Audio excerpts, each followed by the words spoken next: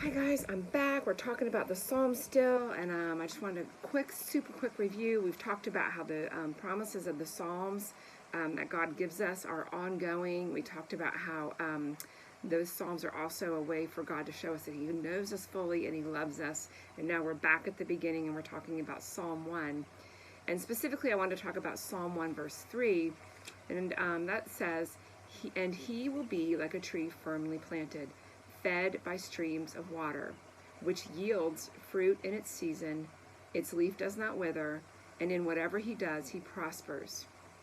So let's just start off. I want to just pick this tree apart and tell you everything that I could find out about this tree, and it's a lot. I've gone down quite a few rabbit holes today, and I've literally been reading commentaries on this tree since this morning, and it's 3 o'clock, and it's been a joy to do that. There's so much about this tree, but I'm going to try to really just give you the basics of it. So first, where it says, "And he will be like a tree," that "and" right there in the Hebraic language means as proof of. So as proof of his blessedness, he will be like a tree firmly planted. Let me give you my little background on trees. We lived on a wooded lot for over 20 years, and I always thought that a tree was a tree. You planted the tree grew, it did its thing, and there wasn't much to it. But I was wrong. I was hugely wrong. So our trees started to die and not do very well. So long story short, we had to call, over the years, many people, many arborists to come out, kind of give them checkups, inject vitamins into the ground, trim them, prune them a specific way. They're very fussy. If you trim them with something that's not a good tool for them, they'll actually get diseased and die. So there's a lot to trees, and we lost a lot of trees. I would say over 20 years we lost 6 or 7 trees, and it baffled me. I just thought a tree was a tree, but you know, God wants us to really know that a tree is never just randomly or wildly on His watch growing up, but that it's firmly planted. Some translations of this even say that it's replanted, but whatever the case, whether it's replanted or firmly planted, this is a tree that has been purposely planted, and that's God's intention. From what I've read, that's God's intention for us to know that it's been purposely established and cultivated with care, and fed by streams of living water. Notice that that's plural. I went chasing that down, and what I found out was fascinating. So here's my beautiful little picture. Are you ready? This is my drawing.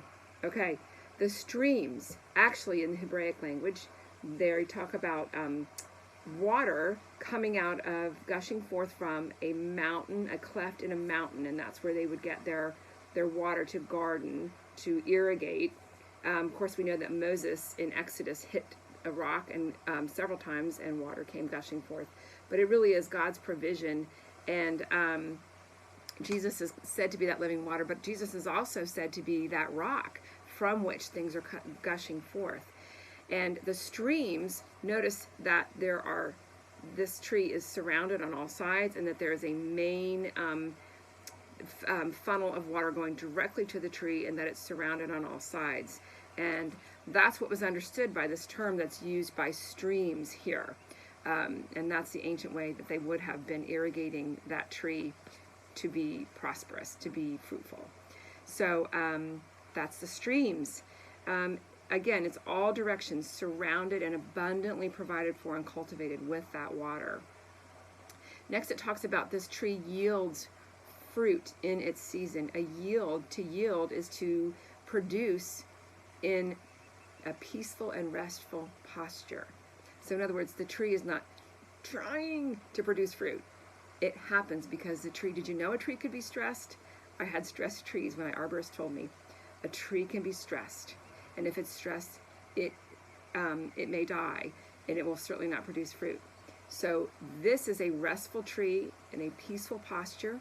There is nothing bothering it, so it can let go and let the fruit be produced as it should be, and not by its own effort.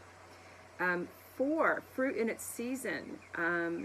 It's interesting that God's people in the Bible, one commentary I read said that everywhere that God refers to His people as trees, they are always fruitful trees. They're always fruit trees. So that's pretty cool. This fruit is an abundant fruit in season. It's loaded with fruit. One translation says it's always timely.